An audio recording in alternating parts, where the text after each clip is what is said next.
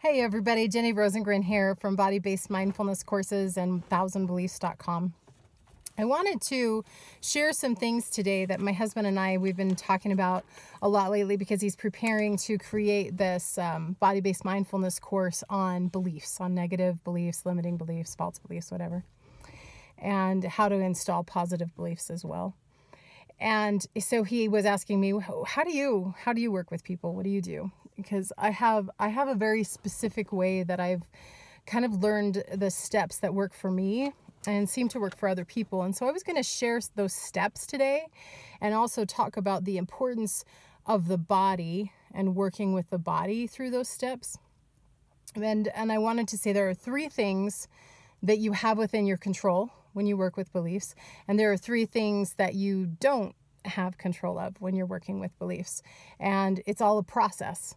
And so the reason why I want to talk about the importance of the body is because it is so overlooked in working with emotional things. And the reason why we call it body-based mindfulness is right now everybody's thinking about like, oh, we want to have these positive affirmations and we want to be saying these, and we got to be careful what our thoughts are because our thoughts create, our beliefs are creating our reality, and be careful the words that you use and all of those things. I don't want to discount any of that because it is all extremely important. But for some people, it can actually make it even worse and feel like something's wrong with them, because a lot of the time people are like, well, you're just got to keep saying your affirmations, and it doesn't work. And the reason why is because these beliefs are rooted in our bodies. And if we're not working with the body and we're not working with the nervous system, we're forgetting a huge piece of who we are. So we've got our spirit, we've got our mind, but we reside inside of a body that is connected to all of these things. So we have to look at ourselves holistically when we want to be able to change these, how we perceive the world and what we believe. So these beliefs can be rooted, like I said, actually in our nervous system. So in our nervous system, when we have a fight or flight response, we have a response that needs to happen. And if these things don't happen, if our body can't process through those things, or it takes on beliefs from these experiences, they are literally inside as part of our nervous system, part of our operating system. And so we need to know how to work with the body to be able to release these different responses. The beliefs can be passed down just generationally as part of our environment, or can be passed down from our parents, or it can be part of the environment that we grow up in, like in public school, or different things of how we function in life. These beliefs can come from that. And a lot of people don't know about how important the body is. There's a lot of research on it, actually, but it's not out really to the general public unless you know who to talk to or where to look for it. So why does our body reject positive affirmations? Why is it hard to be able to why do we sometimes feel like we're shoving these things into our body to try to be like, why can't I believe this about myself? Even though we may know that the positive belief is true, and we may know that the negative belief is false, but we can't stop believing it because it's part of us. And so Triple A's. So the first thing we have to do is acknowledge that this is a belief that we have. The second piece is accept it. And this is where it gets tricky, because we don't want to accept what we know is false. We want to change it. We want to get rid of it. We don't want to have anything to do with it.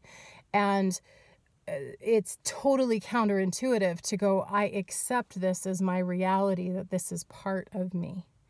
And then the third one is by acceptance, then we need to allow our body to be able to process through it. Sorry, I had something covering up the screen. So as we allow our bodies to process, what that means is I have my clients verbally, audibly say what the negative belief is.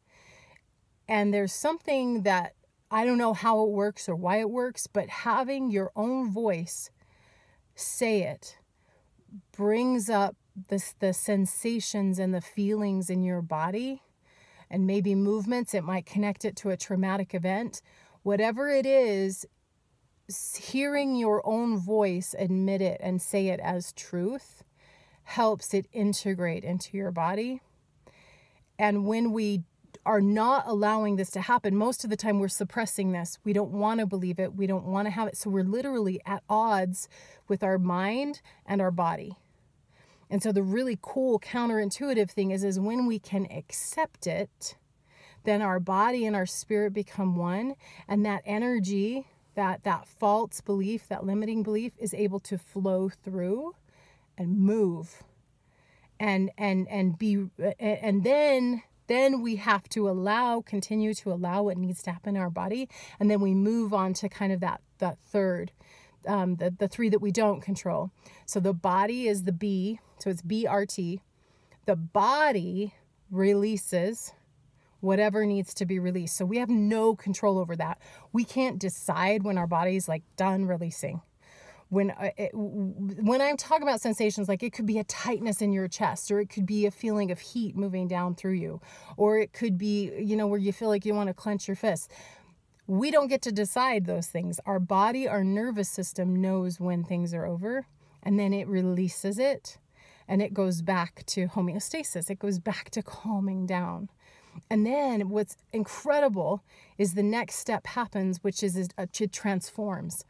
The body transforms, the beliefs transform, and we all of a sudden we see this experience that we had, and our perception is totally different, or the belief is totally like, we can just go, oh, that's not true, and it doesn't feel true anymore, and I don't have that belief anymore. It's just not part of me, because that energy that was resisting and keeping it entrenched within us is now gone, and so it can pass through. And so those are the steps that I work with, and that we'll be teaching in this secondary course in body-based mindfulness courses, is how to work with the body. So I'll say them again. So acknowledge, accept, and allow. The body then takes over, and it releases, and it transforms. And so it's just, I love this work. I love having people, come and they're like, oh, your book's amazing. How do you release? And I'm like, this is how we release. And I love that we've finally been able to get these classes. So you will need to take the fundamentals course first.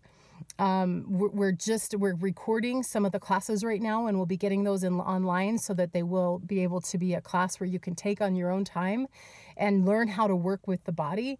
And once you take that fundamentals course, then you'll be able to take these deep core belief transformation courses, because you'll understand the fundamentals and move on to more heavy, good, soul healing things that I just love.